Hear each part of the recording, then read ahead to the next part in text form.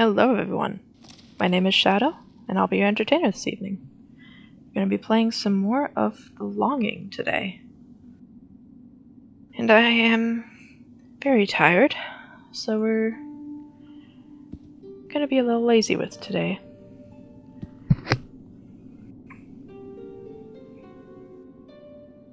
Gonna just do things around the cave. Hi Sav. Welcome to the stream. Make yourselves a fire. Maybe do a drawing. And then just read for a while.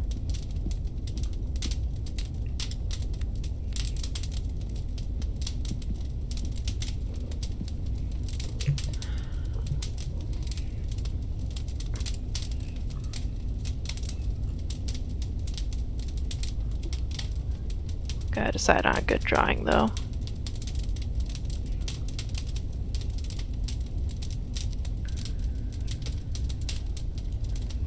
The goal of the game is to get to the end of this timer.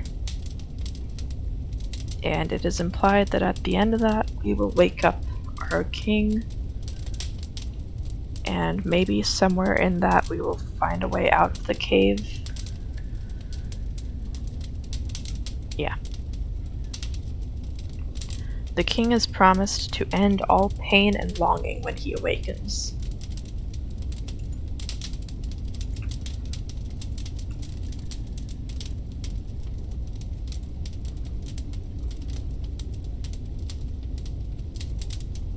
I think we want this one.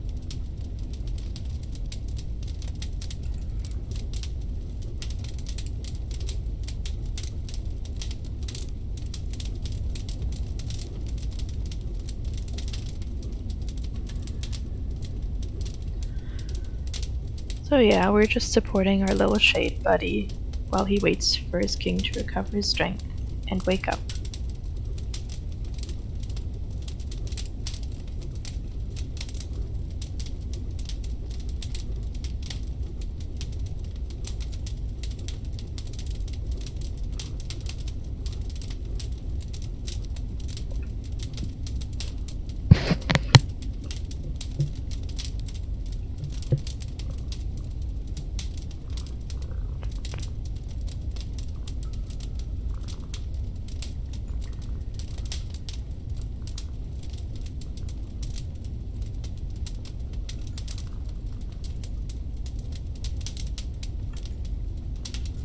Oh dear.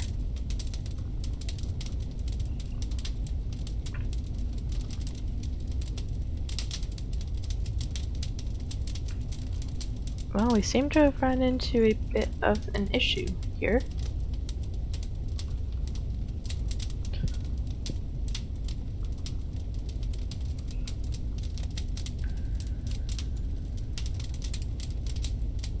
It's not letting me do anything.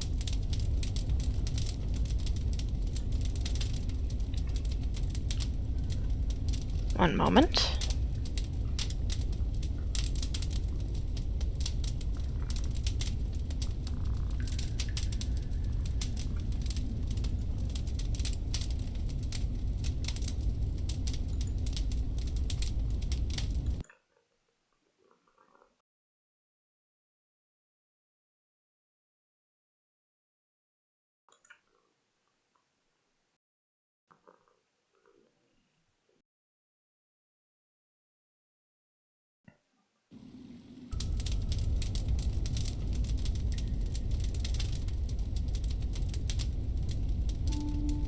And we are back.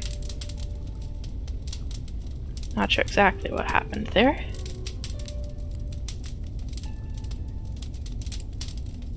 But I guess it just wasn't fond of our picture decision.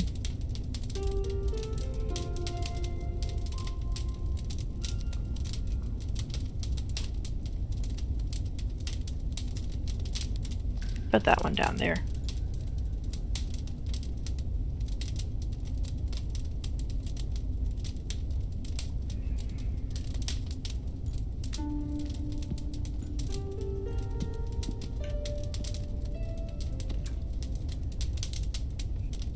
Let's see.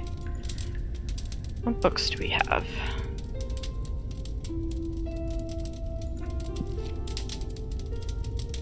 Not that one.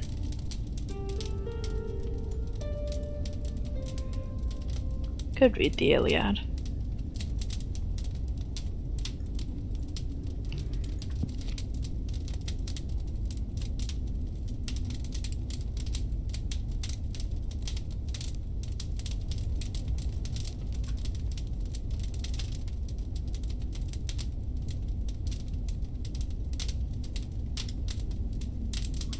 That's 100 pages.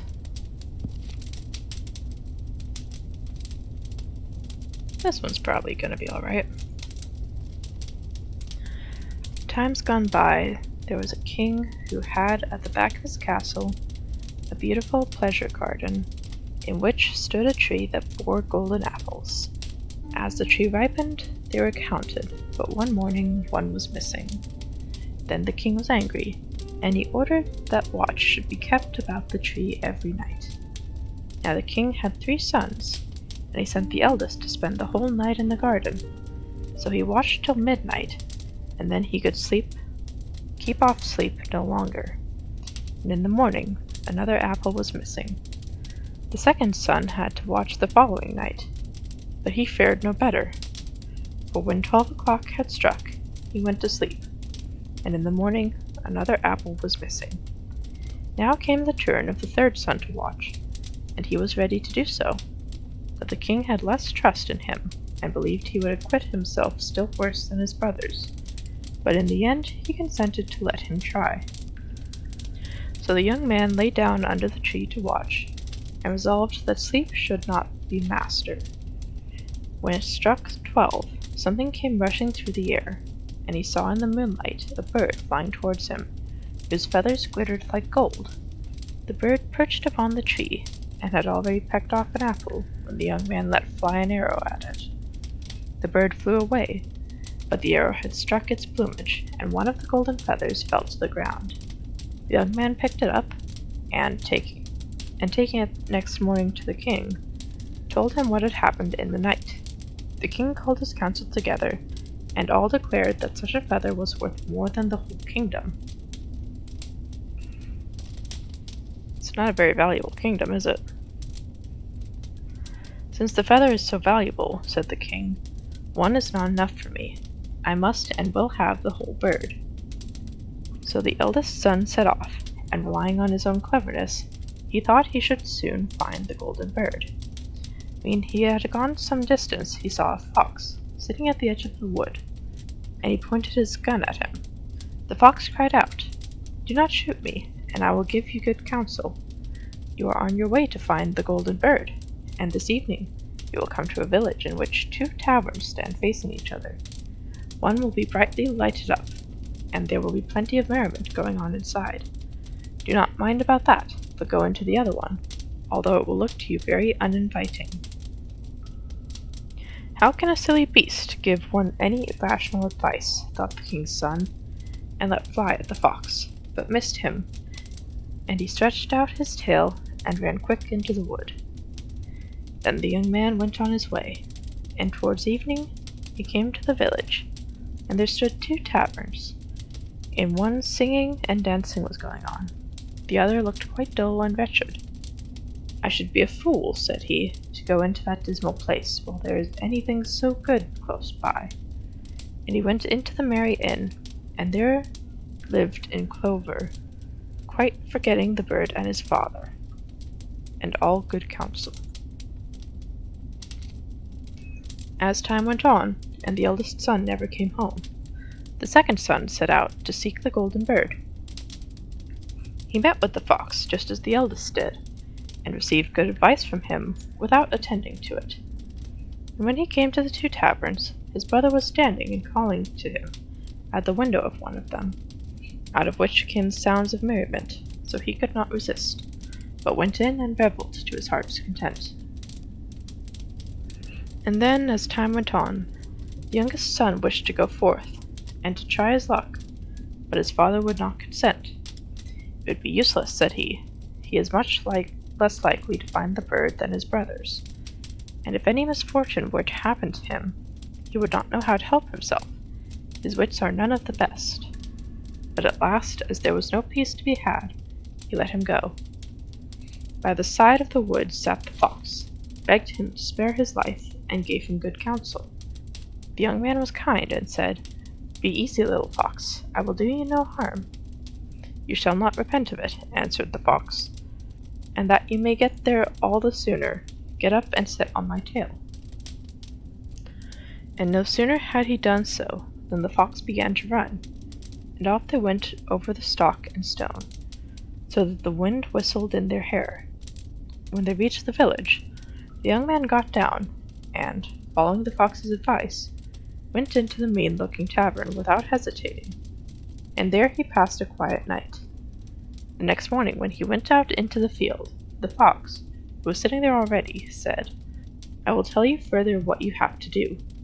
Go straight on until you come to a castle, before which a great band of soldiers lie, but do not trouble yourself about them, for they will be all asleep and snoring. Pass through them and forward into the castle, and go through all the rooms until you come to one where there is a golden bird hanging in a wooden cage. Near at hand will stand empty a golden cage of state, but you must beware of taking the bird out of his ugly cage and putting him into the fine one. If you do so, you will come to harm." After he had finished saying this, the fox stretched out his tail again, and the king's son sat him down upon it.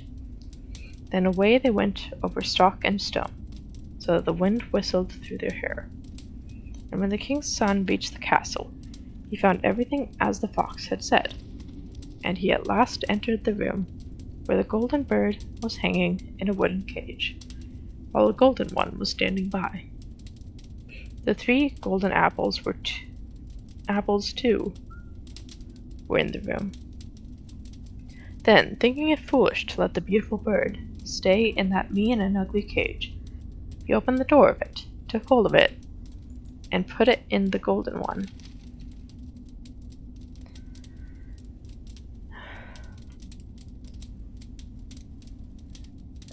In the same moment, the bird uttered a piercing cry. The soldiers awaked, rushed in, seized the king's son, and put him in prison. The next morning he was brought before a judge, and, as he confessed everything, condemned to death.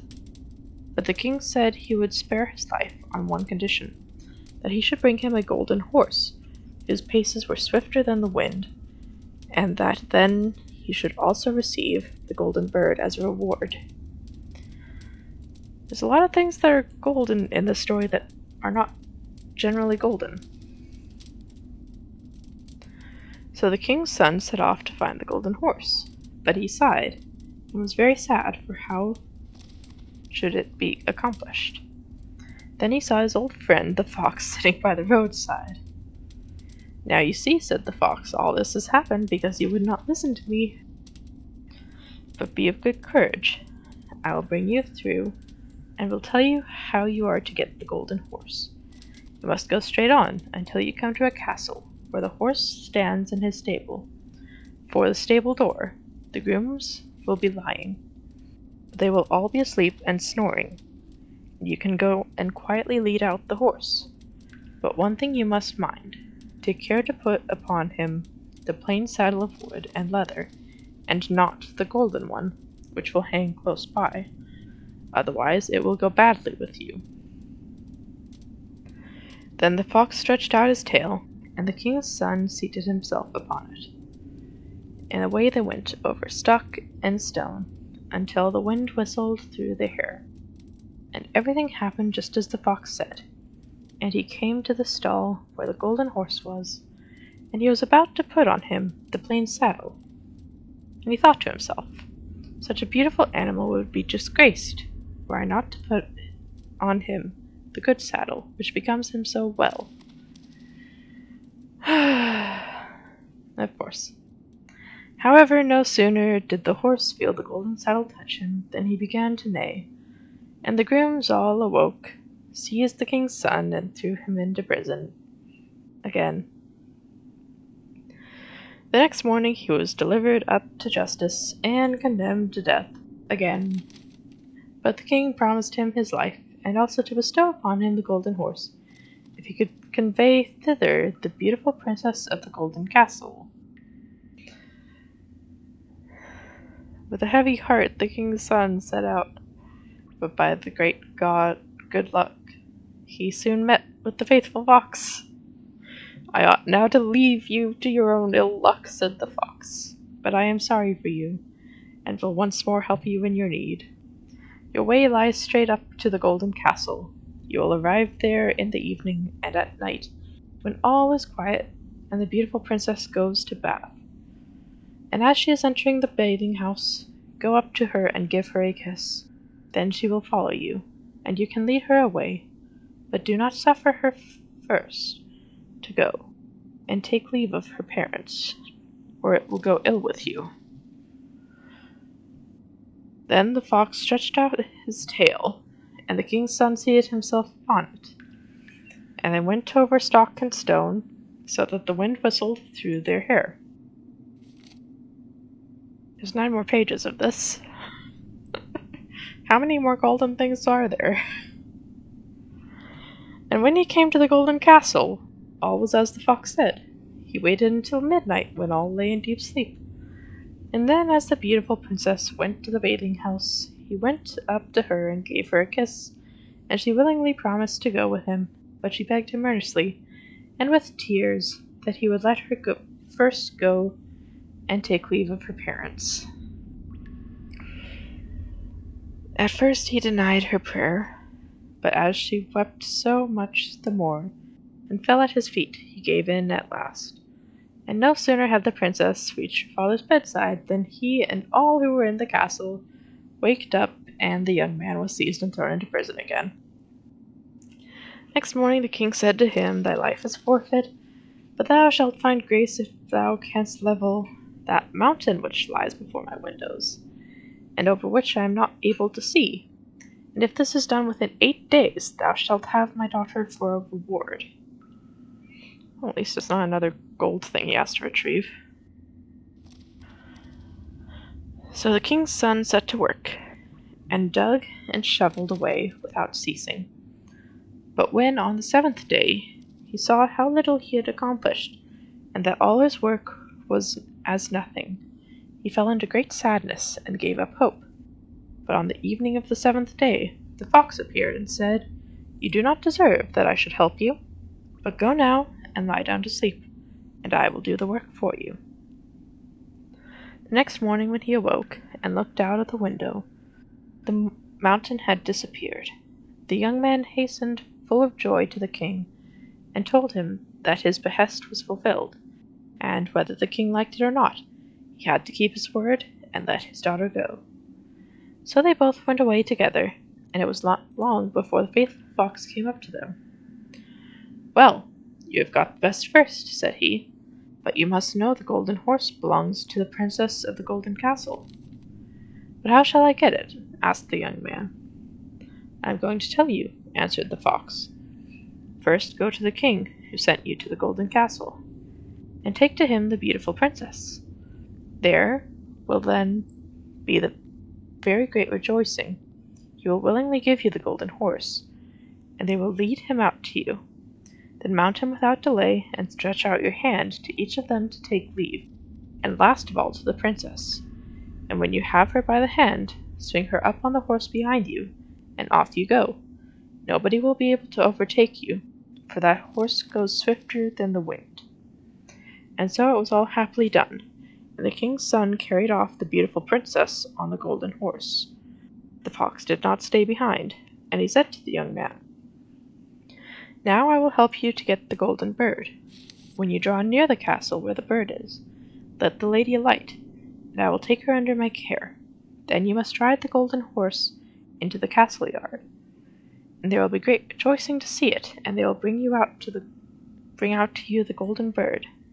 As soon as you have the cage in your hand, you must start off back to us, and then you shall carry the lady away."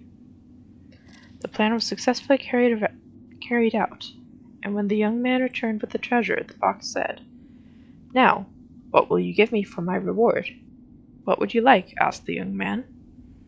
"When we are passing through the wood, I desire that you should slay me and cut my head and feet off." "That were a strange sign of gratitude," said the king's son, "and I could not possibly do such a thing." Then said the fox, "If you will not do it, I must leave you. But before I go, let me give you some good advice.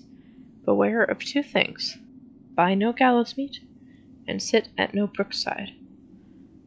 With that the fox ran off into the wood. The young man thought to himself, "That is a wonderful animal, with most singular ideas. How should anyone buy gallows meat? And I am sure I have no particular fancy for sitting by a brookside. And yet you've managed to mess up every instruction he's given you so far."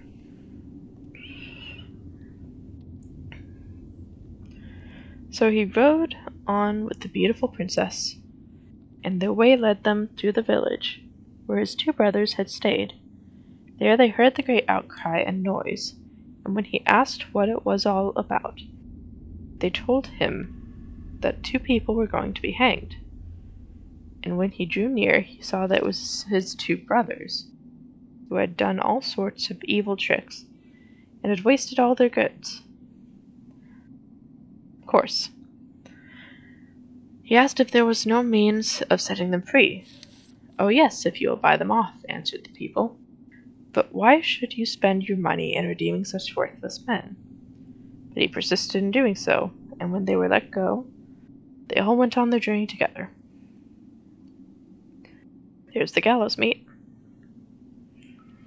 After a while they came to the wood, where the fox had met them first.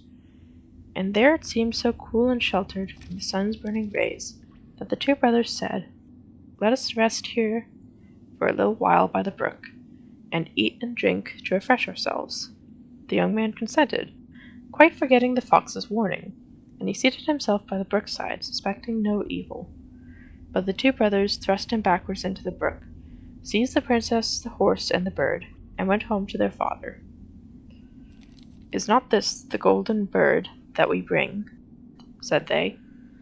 "And we also have the golden horse and the princess of the golden castle."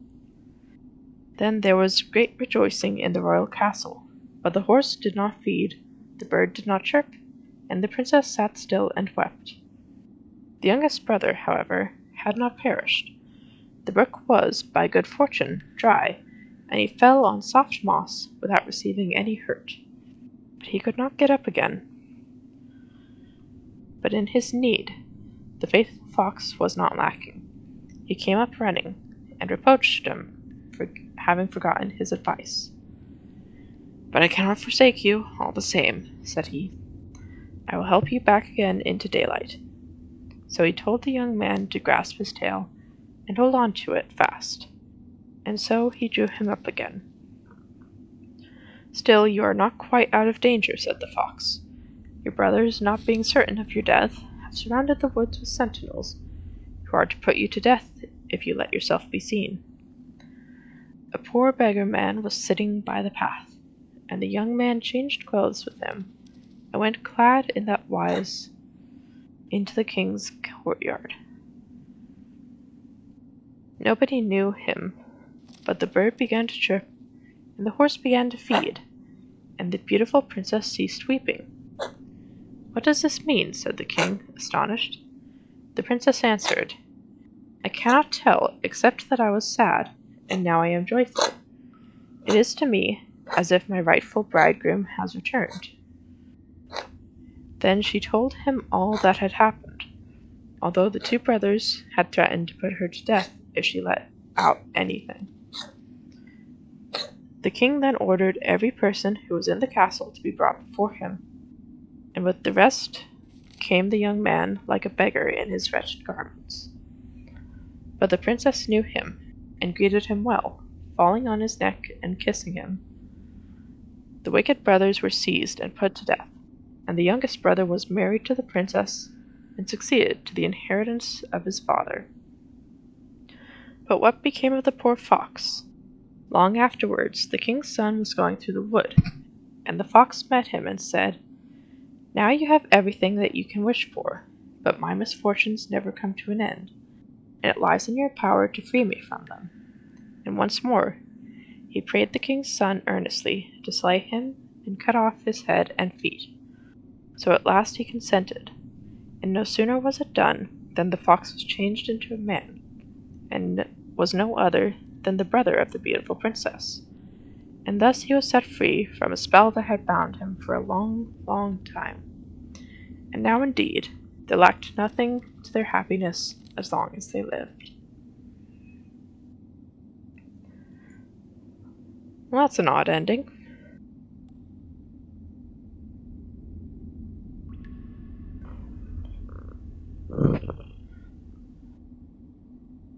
But hey, whatever works, yeah? If you have to, have your head and feet cut off to break a curse, I guess that's what you do. How the time flies, I should be reading more. Well, we're trying to. Let's get that fire going again.